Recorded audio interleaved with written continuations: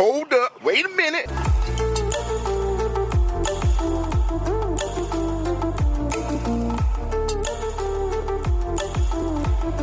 How's it going, everyone? My name is True Underdog, and today we'll be discussing the Interactables in NetherRealm games. Having the ability to interact with the environment in this way is an asset that's very unique to the NetherRealm game, because while some fighting games do allow for ring outs or maybe some hazards on the stage, none of them allow this much interactability. So once again, NetherRealm really is a trendsetter in this regard, and I kinda hope to see other fighting games adopt this idea in some way, shape, or form. So without any further ado, let's discuss the best Interactables in Mortal Kombat 11. First up, we have to talk about the Unblockable Interactables. These things are fantastic for a variety of reasons. For starters, an Unblockable is always going to be powerful all by itself. And what I love the most about these Interactables is they're great for both players, whether you're the one cornered or the player who cornered the opponent. So for example, let's say I'm the one cornered and D'Vorah knocks me down. Oh man, what do? Well, I'll spend a bar to get some armor and boom, I have an Unblockable. I am out of here, and I toss her back for good measure. Look at that. We've reset the neutral and I am technically out of the corner. Don't get me wrong, I'm still close to it, but I am technically not in the corner anymore. But here we have the opposite situation. Now D'Vorah is the one in the corner, so on top of having an unblockable mix-up, Melina also has a flashy way to end her combos for a lot of damage. So for example, here's a very basic bread and butter combo. Ooh, and just look how satisfying it was too. Now it did cost a decent amount of meter, but look at that, 36%. And to make things even better, you don't have to launch the opponent to use these interactables, which means the combo is unbreakable. All the damage is guaranteed, because as long as the opponent is standing, they can't use breakaway. And then for certain characters like Johnny Cage, this unbreakable damage can be ridiculous.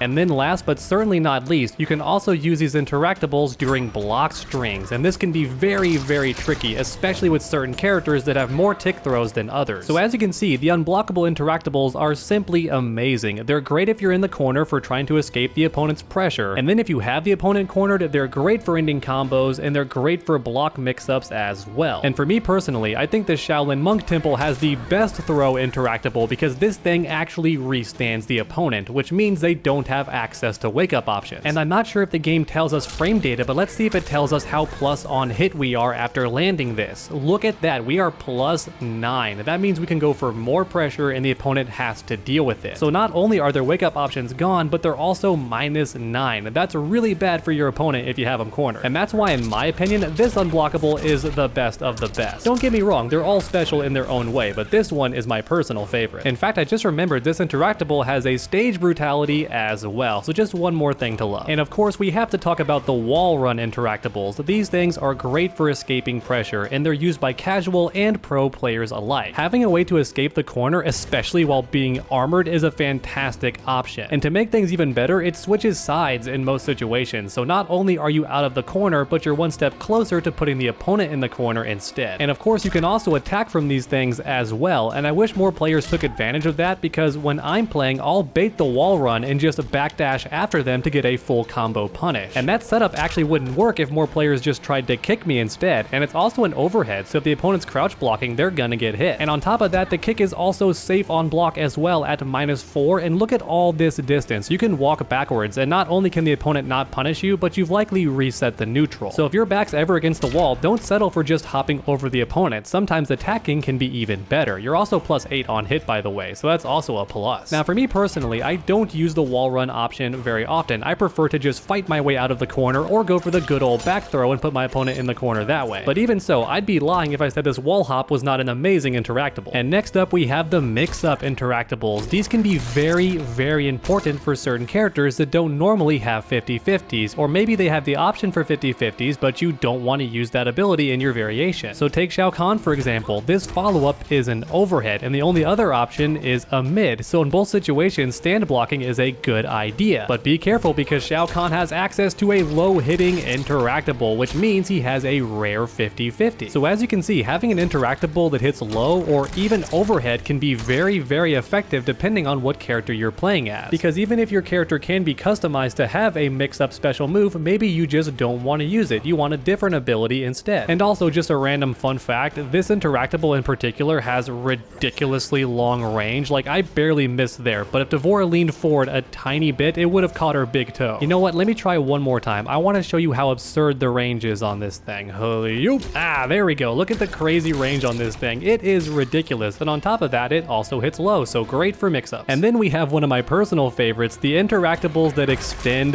combos. These are a guilty pleasure of mine. If you're a longtime viewer of my channel, then you know that I love combos more than anything else. And that's why I'm so fond of interactables like these. Even if your character can already do long combos, these interactables just give you one more way to extend the combo even more. And on top of being amazing for combo videos, it's also a very practical way to get a bit more damage. But even more important than that, these interactables can be essential for characters that don't have special moves that extend their combos. Characters like Jade, for example. Aside from this string right here, Jade doesn't have any ways to actually launch the opponent. And I think a lot of you watching already know this string is super unsafe on block. And yes, it's still very good and great for starting combos, but it's not the best idea in many situations. But as long as Jade has interactables like this to help extend her combos, things aren't too bad. With the help of certain interactables, characters that would normally not have long combos now have access to them. And to me personally, that's just awesome because once again, I love me some combos. And if you ask me, the award for the best combo extending interactable belongs to the CyberLynx Facility because this thing has 3 different bombs, each of which extend combos in their own unique way. As you just saw, the first bomb is a smoke bomb, so it teleports them up and they fall down just like MK9. And then the second one is an ice ball, so it's like Cyber Sub-Zero or honestly even regular Sub-Zero. It holds the opponent in place for a simple follow-up. And then finally we have the Cyrax bomb, which just launches them straight up like dynamite. Unlike a lot of interactables, you can use this one several times, but each time it's a little bit different. And sadly, while you can use 2 bombs in the same combo, I would argue it's not worth the meter because you won't get a combo extension on the second bomb. But even so, that just means 3 different opportunities for flashy combos on the opponent. However, there are some interactables that I sincerely want to return in a future Mortal Kombat game, like the Vine Swing. This thing is so unique, and I miss that about Mortal Kombat X. Don't get me wrong, in Mortal Kombat 11, the interactables are far more useful, and they're a bit more consistent, and therefore easier to understand for the players. But even so, I miss unique interactables like the Vine Swing. It makes this stage feel so much more interesting. And the Tree Swing in the Deadwoods is also one of my favorites as well. It hits the opponent twice, or it can also be used for mobility, so it has 2 different features. Once again, in future Mortal Kombat games, I hope these interactables return. I understand MK11 has some unique interactables as well that give personality, like the time crystals on Chronica's stage that actually hold the opponent in space, like Garrus. That's really cool. I'm just saying I want even more of that in the next Mortal Kombat game, or the next Injustice game, or any NetherRealm game. I love unique stage interactables, but I especially miss the Vine Swing and the Branch Swing. And then to end the video, we have a secret interactable, or at least I bet it's secret to a lot of you watching. Even for me personally, I did not learn about this interactable until I played the game for several months. And I know what you're thinking, Underdog, you just jump off of it. It's a mobility interactable. You can use it to run away or to close the distance, all that good stuff. No, you are wrong, because this interactable actually has 2 different functions, which is rare in Mortal Kombat 11. And I'm going to ask all of you watching to be honest right now. If you did not know about the interactable that I'm about to show, then you gotta tell me in the comments. Once again, there's no reason to be ashamed. I did not know about it either until several months into the game. Alright, here we go. This interactable is also a sword. It hits mid and extends combos, and look at that, the opponent's all the way in the corner. Now the secret is you must hold down and then press the interactable button to get this second function. And believe it or not, there are several interactables that do this, but usually it's just for throwing things at a different angle. But not this interactable. It is very unique. It's great for extending combos, especially for flat damage, and it puts the opponent in the corner, which is fantastic. Once again, if you did not know about the sword interactable, you have to tell me in the comment section down below. And once you've done that, please leave a like down below because that's about it for the video, everyone. So thank you so much for watching. This video topic has been requested for months, and I'm so happy to finally have time to do it. So if you could please do me a favor and leave a like down below if you enjoyed today's video. And finally, before I go, make sure to suplex that subscribe button if you haven't already. That way you never miss any future videos. Make sure to come back next time, and as always, stay underdogs.